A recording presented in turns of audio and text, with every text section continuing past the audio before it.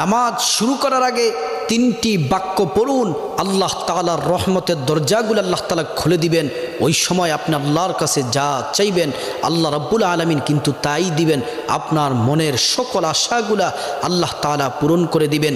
আল্লাহর পেয়ারা হাবিব সাল্লাল্লাহু আলাইহি ওয়াসাল্লাম নামাজের ইমামতির জন্য সামনে গেলেন, কিন্তু পিছন দিক থেকে একজন সাহাবী উচ্চ সুরে বাক্যগুলা বলতেছেন।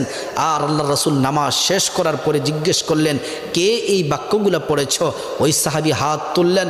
আল্লাহ রাসূল বললেন, তুমি এই দোয়া পড়ার সাথে সাথে আল্লাহ তাআলা রহমতের দরজাগুলা খুলে দিলেন। তুমি ওই সময় যা চাইবা দোয়াগুলা পড়ে আল্লাহ তাআলা তাই দিবেন, সকল আশাগুলো আল্লাহ তাআলা পূরণ করবেন।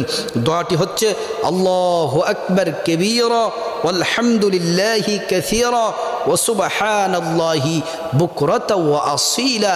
এই দোয়াটি পড়ার সাথে সাথে আল্লাহ তাআলা রহমতের দরজাগুলা খুলে দেন।